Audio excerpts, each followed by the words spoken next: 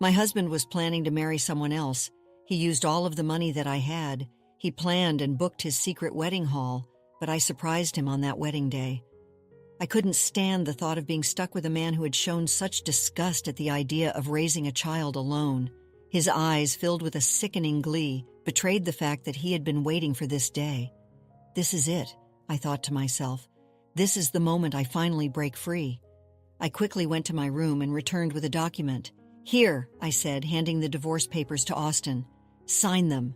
His face twisted in shock. "What the hell? What's this all of a sudden?" he yelled. "Well, it was your idea," I said firmly. "Now sign it quickly. I'll submit it tomorrow." His face turned red with anger, his words hitting him hard. "Watch closely," I declared. "I'll make you regret how you've treated and looked down on me all this time." My name is Kayla. I'm a 27-year-old woman, a housewife for the past 3 years. Before that, I worked for a mobile company. I met Austin Walter, my boss, when I was 25. We quickly fell in love and got married. Austin, 4 years older than me, was very reliable, especially when teaching me the ropes of the job as a newcomer. I was incredibly grateful for his clear instructions. We became friends and often went out to dinner.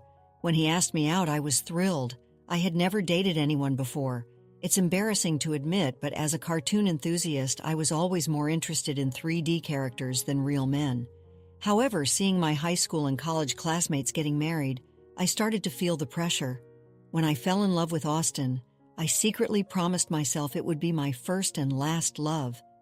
So when we started dating and got married a year later, I was overjoyed. I was extremely happy. Austin was good-looking and popular among our female coworkers. I was proud to be his wife, and many congratulated us, saying things like, "Congratulations," or "I'm jealous, but I wish you happiness." I was filled with joy and couldn't imagine what was coming next. "You're quitting your job," Austin said, his voice laced with an unsettling certainty. "You're married to me now, so you'll quit your job, right?" He had informed them yesterday, the day after we registered our marriage, that I would be leaving my position. Austin surprised me with this news. "I've always wanted my wife to focus only on household matters," he added. "Don't worry, I can support both of us with my income." "But this is so sudden," I replied, shocked. Austin had never talked about me quitting my job before our marriage. I had taken my current job based on my father's recommendation, and leaving without notice wouldn't be right. I wanted to explain this, but Austin's eyes silently warned me not to argue. Instinctively, I kept quiet. "I should have told you, but it's done," Austin declared. "Starting tomorrow, you don't need to go to work. I'll handle the handover." The news about starting tomorrow was so abrupt it made me feel dizzy. However, Austin's words were firm. Since he had been my boss, I couldn't oppose him. Even though I had to leave my job without a proper goodbye, I was determined to make our marriage work. Austin had entrusted me with household duties, and I wanted to meet his expectations. I worked hard at household chores, preparing meals, and focusing on Austin's favorites. Although Austin ate without commenting on the taste, I longed for a word of appreciation. After quitting my job, I was no longer recognized by anyone. One day, Austin asked, "Is my jacket clean? I have an important meeting tomorrow." "Yes, of course," I replied. Seeing his domineering side with some old-fashioned views, I reminded myself how lucky I was to have married him and tried to meet his expectations. With no personal income, living normally meant relying on Austin. Our relationship often felt more like that of an employer and housemaid than a husband and wife. Our married life was generally smooth until one day when I fell ill and couldn't get out of bed. I felt very tired and weak. I thought I would catch up on housework the next day. Austin entered the bedroom and angrily asked, "What are you doing? Get up and make some food." He kicked the blanket off me. "I'm sorry, I'm feeling unwell. Can you manage something for yourself today?" I explained, hoping for understanding. Instead of nodding or comforting me, Austin frowned and said, "You don't work yet. You're lying down just because you feel a bit sick. Pathetic. Get up." He kicked me again. In disbelief, I got up from the bed. I never thought he would demand housework from his sick wife. I had never imagined he would be like this before we married. Maybe it was my fault for not seeing it, but it was too much. I found myself doing chores while tears streamed down my face. Several days passed and my health showed no signs of improvement. Then I realized I had missed my period. Panicking, I rushed to the drugstore to buy a pregnancy test. When I tried it, the result was positive. Overjoyed tears flowed naturally, and I decided to share the news with Austin. When you return from work, I thought, lifting my spirits instantly.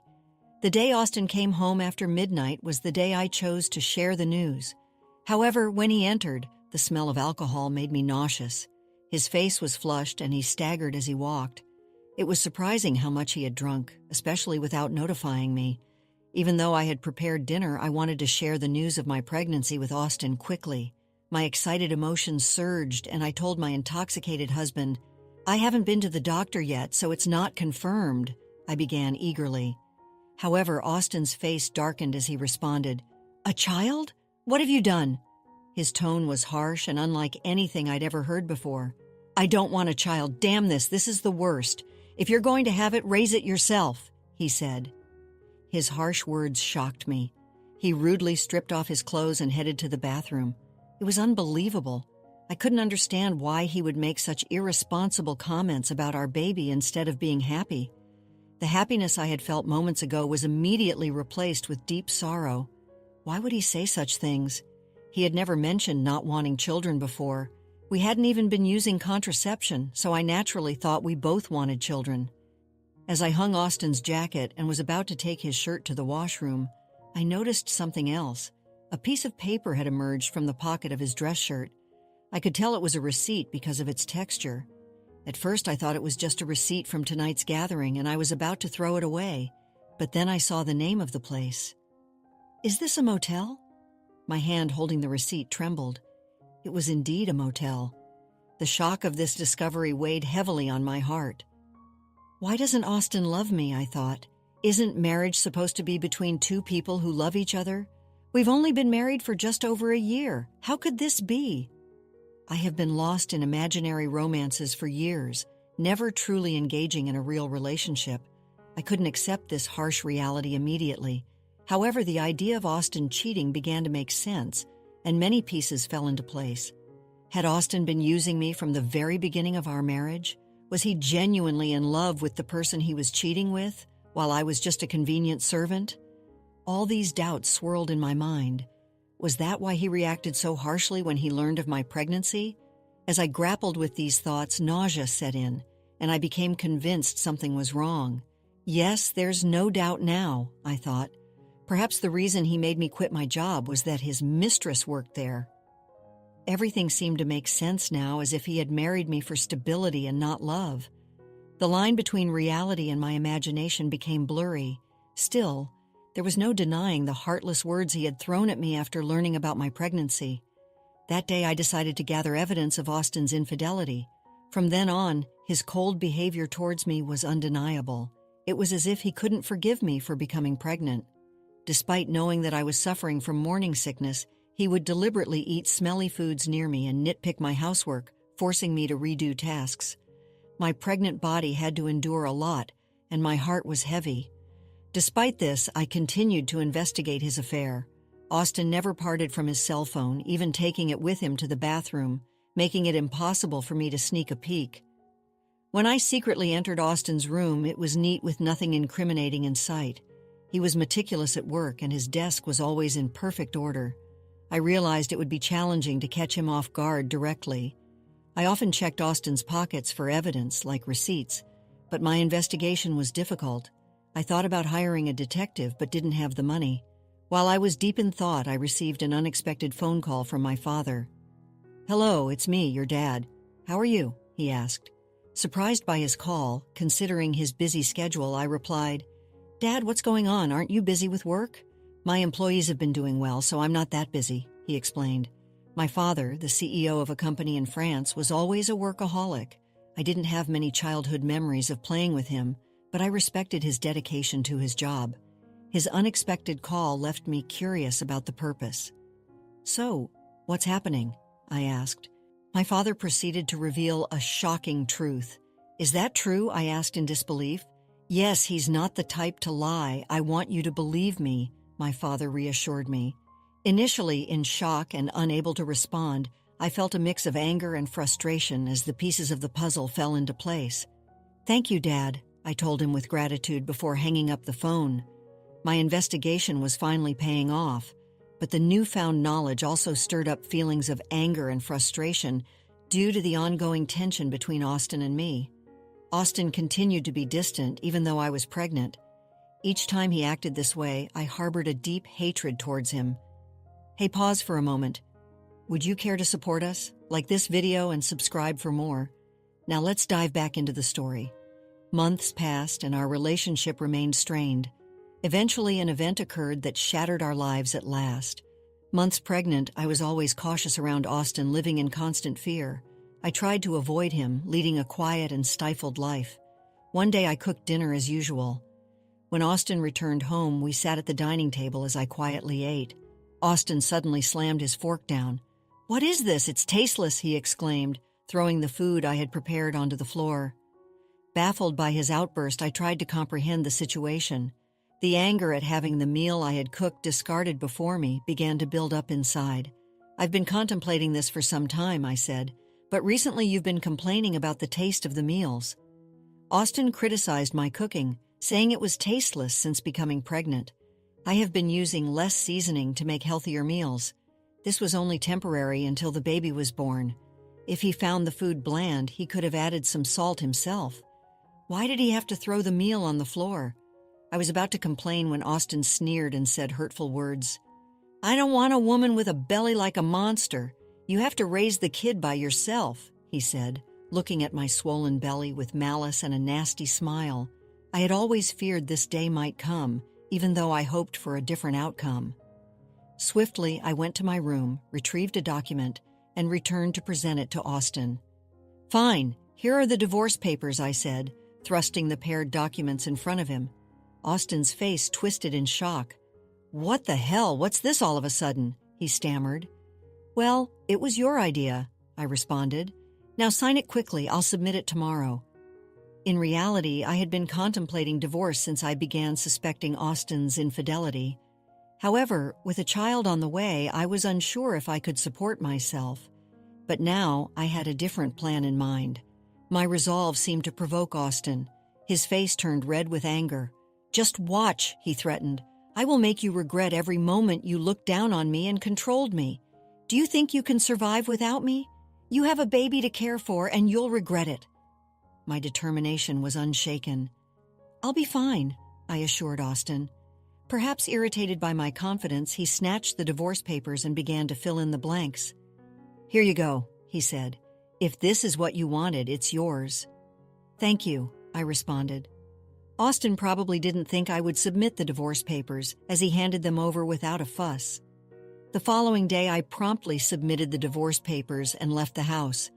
I knew he would be surprised when he returned from work to find out. After that, I moved to my parents' home, primarily due to my father's return to the UK from France and his suggestion that I stay with them. It was the right decision at the time. I was fed up with my life with Austin and deeply thankful to my father.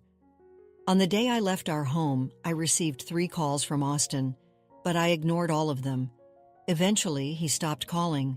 It became clear that I meant very little to him. He was probably content with his mistress and might even remarry soon. I decided to move on from Austin. 5 months passed, and I had a baby who was born safely. I was now living happily with my parents and my baby. While I was enjoying this peaceful life with my family, Austin called again. I ignored his calls at first, but after several persistent attempts, I had no choice but to answer. "Hello, what do you want now?" I said, weary of his tone. "Hey, what's going on? Why were you on that show? And since when were you the daughter of a CEO with millions of dollars? I never knew that." Austin's voice boomed with surprise and anger. It turned out that Austin had seen a TV show that was broadcast after I returned to my family home. I had received a request from a TV station, thanks to my father's role as the CEO of a renowned global tech company. The show featured the lavish lifestyle of the CEO's family. Producers came to our house and filmed our family's lifestyle. During the TV show interview, they discussed our family's wealth, mentioning a rough estimate of $25 million. I never imagined Austin would see that show, but the power of television is truly something. "Oh, by the way," I said, "I didn't tell you that I have an asset of $45 million due to an advanced inheritance. That's why I was able to divorce you." Yes, my father informed me about the inheritance, which gave me the confidence to live comfortably even after divorcing you. Upon hearing this, Austin's reaction was immediate, and he was furious. What? That's dirty. Why didn't you tell me about this before? Half of it is mine, right? Give me the money now, he demanded. I calmly responded. Just as I suspected, after seeing the show, all you could think of was getting money from me. Gifts from parents are not included in property distribution. Are you forgetting your own mistakes? Austin was puzzled and asked, "What are you talking about?" I continued, "I'm tired of your anger, Austin. You called me yourself. You should know you can't blame me for what you did. You cheated, didn't you? With your new wife, who's a junior from your company. You started dating her even before our marriage." Austin was shocked by the information I got from my father. I finally had the upper hand. "Did you think I wouldn't find out?" I asked. "My father has many contacts in your company, and one of them informed me about your affair. I've never mentioned it, but I'll be demanding child support." Austin, still in denial, protested, "Stop kidding. Why should I pay child support? It's all because of you, right? You got pregnant on your own and slacked off with household chores. It's all your fault." Hearing Austin blame me without apologizing for his own mistakes was beyond belief. I couldn't believe I was ever married to someone so lacking in common sense. I truly felt it was the right decision to leave him. "Austin, I'm broke," he pleaded. "My wife spent all the money I earned, and now I'm in debt." Hearing Austin's painful excuse, I went from anger to sheer disbelief. I never wanted to deal with such an unreasonable person again. With that thought in mind, I firmly gripped my phone. "What are you talking about? Do you even realize how ridiculous you sound? I never want to deal with you ever again. I'll have my lawyer handle the matter of child support. Never call me again, and you will not see the child anymore. Goodbye." "Hey, wait," he called out, but I quickly hung up the phone. Afterward, I blocked Austin's number and took a deep breath. It's over now, right? I won't get any more calls from Austin. I no longer want him disrupting my peaceful life. Just then, I heard my baby crying from the other room and rushed to soothe the baby. It turned out that he began paying child support every month, according to a former colleague. Austin claimed that the woman he remarried was quite a spendthrift, and he had to cover his current living expenses with debt. It seemed that because of these circumstances, Austin had tried to get a share of my inheritance by calling me. However, Austin didn't get a penny from me. Now, his expenses were greater than his income, and he was struggling. Either he felt things were falling apart, or he couldn't stand being looked down upon by his colleagues. What's more, he made the mistake of starting his job search only after leaving his current company. This resulted in him being forced into a life of poverty. Hearing this from a colleague didn't move me at all. I thought he deserved all the hardships.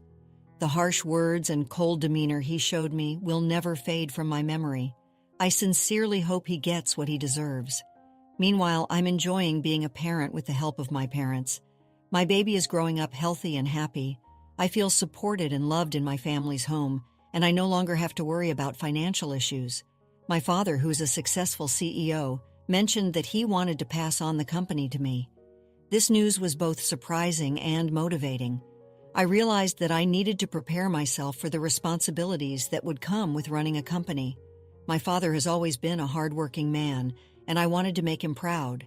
So I started learning more about the business, taking on small tasks to understand how things work. I knew it wouldn't be easy, but I was determined to succeed. Living with my parents has given me a chance to rebuild my life. I feel more confident and ready to face the future. My father's faith in me has inspired me to aim high. He believes in my abilities, and that belief has become a source of strength for me. Every day, I work on balancing my role as a mother and my preparations to take over the company. It's challenging, but I find joy in every moment. My baby's laughter and my parents' support keep me going. I am grateful for this second chance at life, away from the toxic relationship with Austin. I often reflect on my past with him. His betrayal and cruelty hurt me deeply, but they also taught me valuable lessons about strength and self-worth. I have grown from that experience and emerged stronger. I am now focused on building a bright future for myself and my child. The pain of the past is slowly fading, replaced by the hope and excitement of what lies ahead. I am determined to create a happy and stable life for my child, with my family by my side. I know I can achieve anything I set my mind to. Looking back, I see that leaving Austin was the best decision I ever made. It allowed me to find myself again and discover my true potential. I am no longer the scared, uncertain person I once was. I am a strong, capable woman, ready to take on the world. In the end, I hope Austin realizes the consequences of his actions. As for me, I will continue to move forward, embracing the opportunities that come my way and making the most of every day. I am ready for whatever the future holds and confident in my ability to overcome any challenge. After experiencing the full journey of our story, we'd love to hear your thoughts. How did the story resonate with you? Don't forget to like, subscribe, and stay blessed. Thank you for watching and see you in the next story.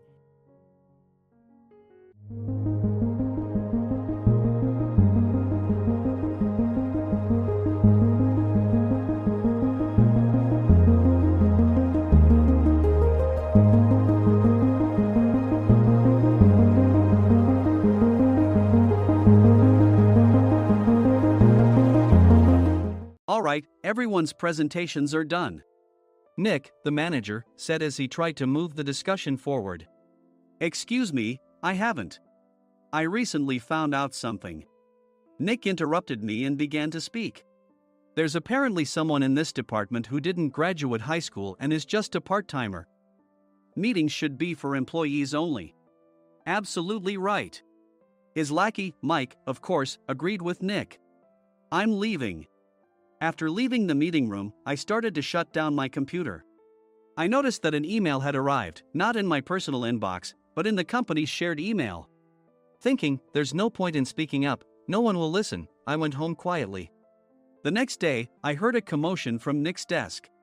He was staring at his computer screen, his face pale. Nick! Is something wrong? Mike looked at the screen with him. And he turned even paler than Nick. Why is he so angry? Knowing the reason for Mike's distress, I thought to myself, serves them right. My name is Adam. My mother passed away when I was in the 9th grade, and I was raised by my father. Well, you could hardly call it being raised. After my mother passed, my father changed. He drowned his sorrows in alcohol, and though he still went to work, he squandered our living expenses on horse racing. Because of that, I had to start working part-time as soon as I entered high school. Every month, I went to the convenience store with bills in hand that couldn't be auto-deducted from my father's account. Even though I endured it because I didn't want to be alone, I reached my limit in my second year of high school and dropped out. I found a live-in job at a distant inn. Thank you for everything. The day I left home, my father, still staring at the TV, spoke. Take care. That was our last conversation. Back then, 18 wasn't the age of majority, so I needed my father's permission to work, and I couldn't hide my place of employment. Yet, my father never visited me even once. I kept working just to survive, and before I knew it, I was 42. Years of hard work paid off, and I was transferred to the headquarters. I was thrilled to be recognized by the company, as I thought I'd be working in the field until retirement due to my lack of formal education. Listen up. Our work can change the future of our employees. Don't drag us down. On my first day after the transfer, Nick, dressed in an expensive suit, spoke sternly. There was a reason for this. Our inn was located in a prominent tourist destination, known so well that everyone in the state could sing its commercial jingle. At its peak, we had 5 locations within the state. But that was long ago. Due to financial difficulties and aging facilities, only the place where I had worked for many years and the original establishment remained. I was prepared to lose my job anytime, but now there was a glimmer of hope. With the rise of social media, the tourist area where the inn was located started gaining attention again. Depending on how hard the sales department, where I was transferred, worked, we could either thrive or be forced to give up this prime location to the new hotel chains continuously popping up. For Nick, who had switched careers from another industry to strengthen our sales, this was a battle he couldn't afford to lose. I understood why he had to be strict. I will do my best. Nick sneered at my enthusiastic declaration. Did you not hear what I said? I'm sorry. I thought I was listening carefully. Out of habit from years of customer service, I apologized reflexively, though I had no idea what had offended him. Someone was watching me with a smirk. In this department, there are those who are expected to excel and those who have been shoved here because they have nowhere else to go. You are the latter. It was Mike, the section chief. He's 7 years younger, at 35. But he was called to headquarters much earlier than I was and had been moving around within the headquarters ever since. I'm not jealous, but I can't accept that he's my boss. Graduating from a prestigious university, he has an unusually high pride and caused many problems as a newbie, making things very difficult for me when I was the front desk leader. When I found out Mike was transferred to the sales department a month before me, I was disheartened. Mike is right. With just a middle school diploma, there's not much you can do. Don't even think about achieving results. As if I didn't exist, Nick remarked, "I'm thirsty." Mike eagerly ran to the coffee maker. It seems Mike is Nick's lackey. I regretted being happy about my transfer to headquarters, wishing I had stayed on site forever. Send a direct mail to every company on this list by the end of the day. Nick only assigned me tasks that even a new graduate could handle. What? There are over 1,000 companies. You want me to send to all of them by today? Yes, if you and your fellow misfits split the work, even those with nowhere else to go should finish by today. I glanced at the employees typing away expressionlessly. They were worn out from customer service, only thinking about leaving on time, or were women reassigned after having children, with zero motivation for work.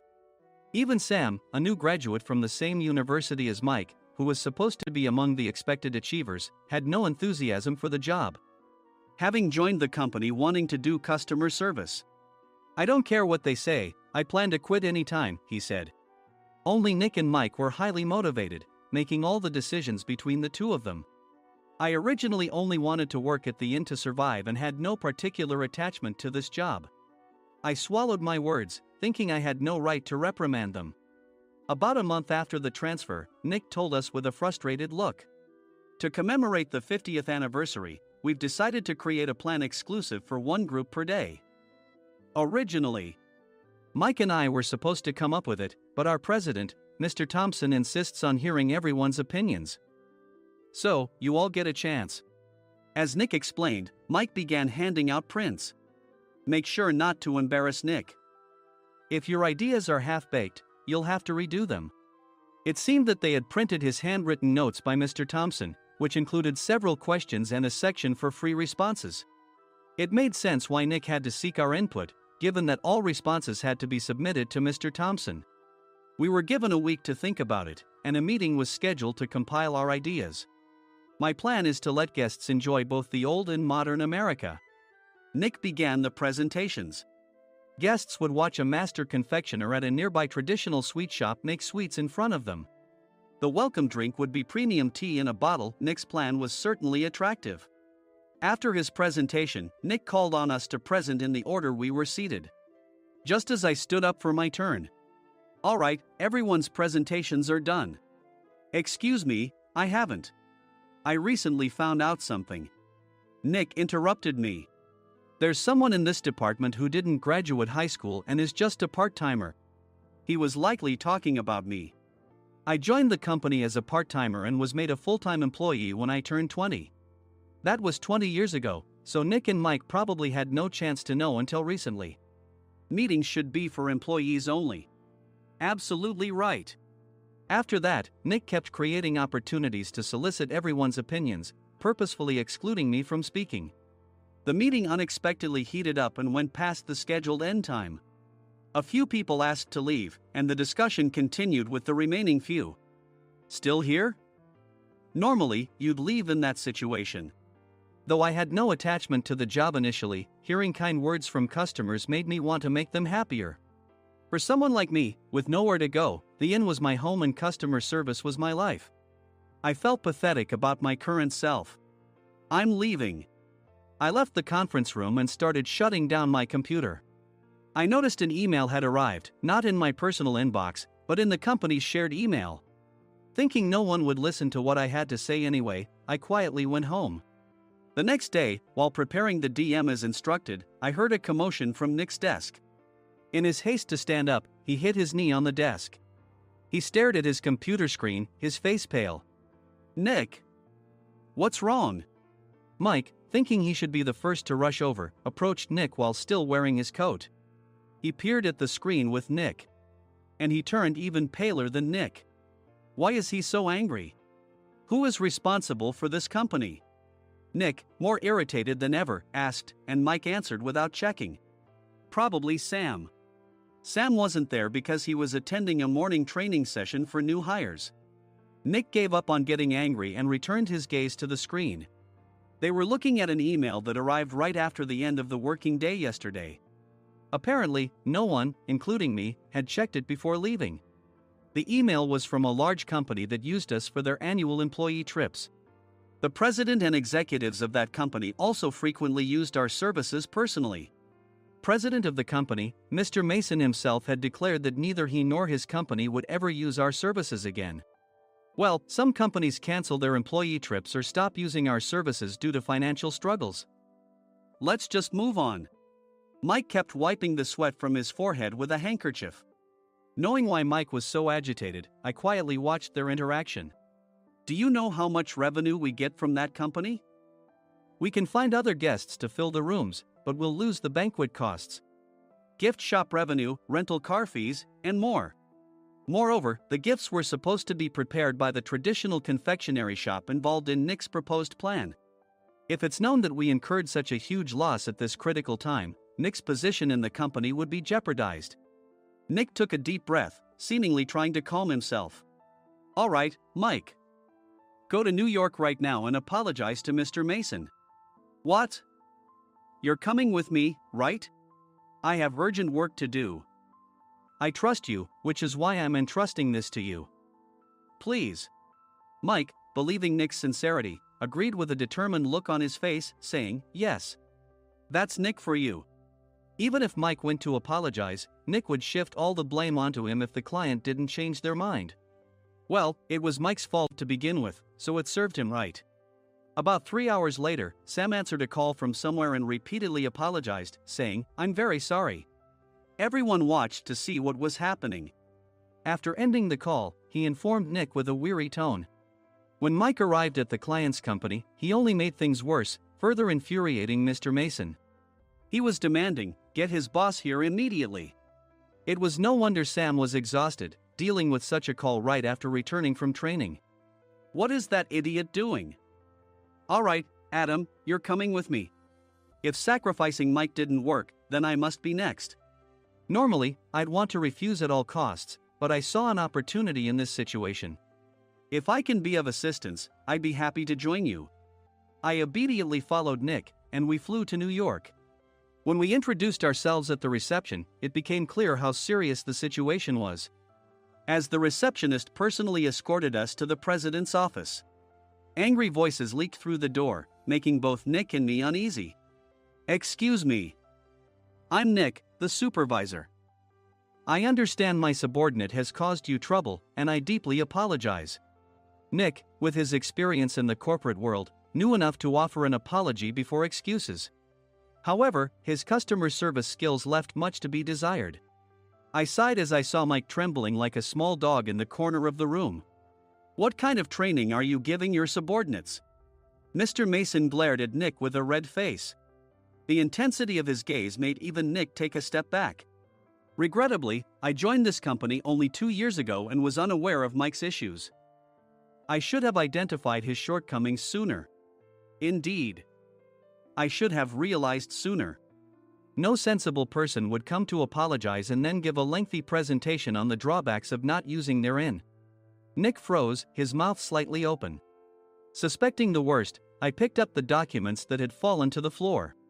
It seemed Mike hastily prepared these documents on the plane, listing the disadvantages.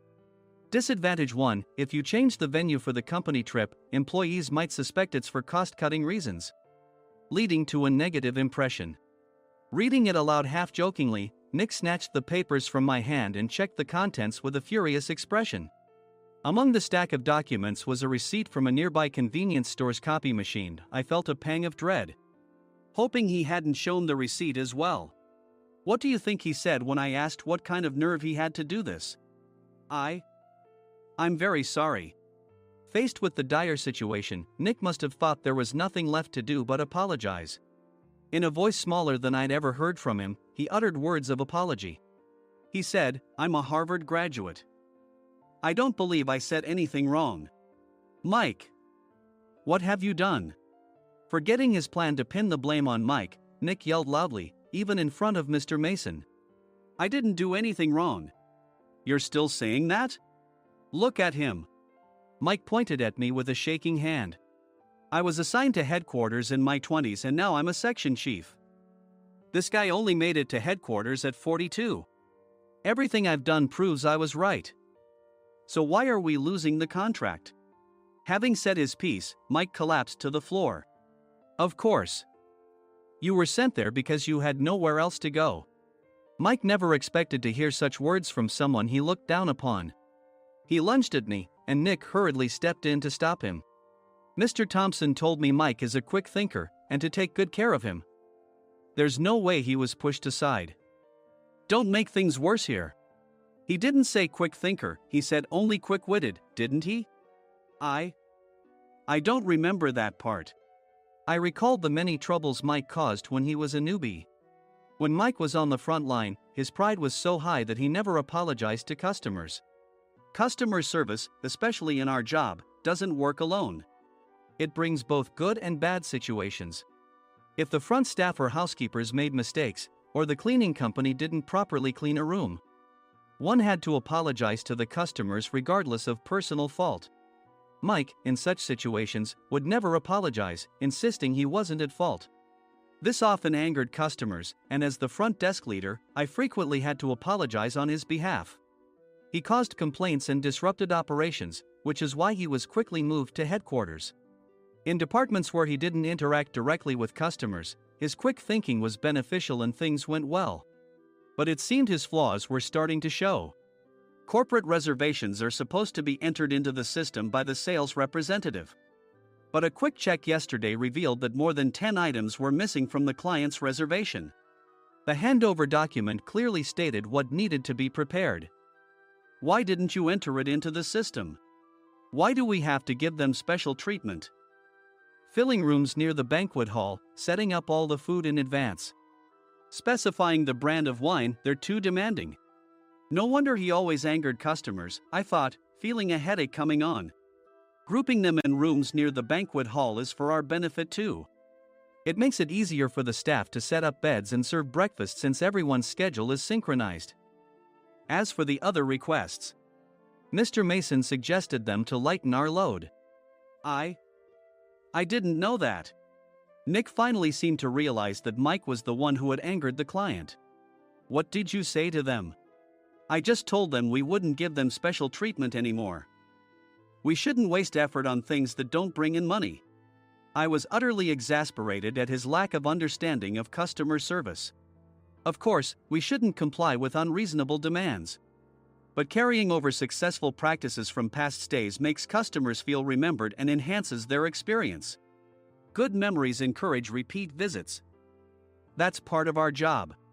I looked down at Mike, who was sitting on the floor. In our job, nothing is a waste. Mr. Thompson likely moved you to the sales department, hoping you'd finally understand this. How do you think he feels now that you failed to meet his expectations? Mike, tears in his eyes, fled the president's office. I was amazed he still hadn't apologized. You have it tough, Adam. It's okay, we're all employees of the same company. I deeply apologize for this disrespectful incident. Especially after all the care you've shown us. If it weren't for you, Adam, I really would have stopped staying here. When I heard you were moving to the sales department, I was willing to reconsider if you handled it. Seeing us talk so amicably, Nick's face contorted. Do you two know each other? Adam's service is excellent. I always requested him specifically. Normally, we don't accept specific staff requests, but we made an exception for Mr. Mason, adjusting my shifts accordingly. He had personally stayed at our hotel just before my transfer, and during casual conversation, I mentioned, I'm moving to the sales department soon. If I hadn't told him then, things could have been much worse. Please continue to take care of us. I look forward to it. On the return flight, Nick awkwardly offered me a can of beer. It's still working hours. Of course, I had no intention of forgiving him for a single beer. Nick might try to pin everything on Mike and avoid any consequences. While pondering this, a startling fact came to light. Nick, the tea bottles for the plan have arrived. I handed Nick a bottle labeled with our inn's name. They look good. What are you talking about? These are plastic bottles. I had assumed we would use the trendy, high-end bottling tea. But what arrived were ordinary plastic bottles of tea with customized labels.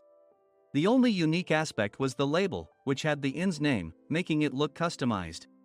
Upon further investigation, I discovered that a substantial amount of money was set to be paid to the tea company. It was priced like bottling tea. Does this plastic bottle really cost $100 each? The tea inside is specially blended for us.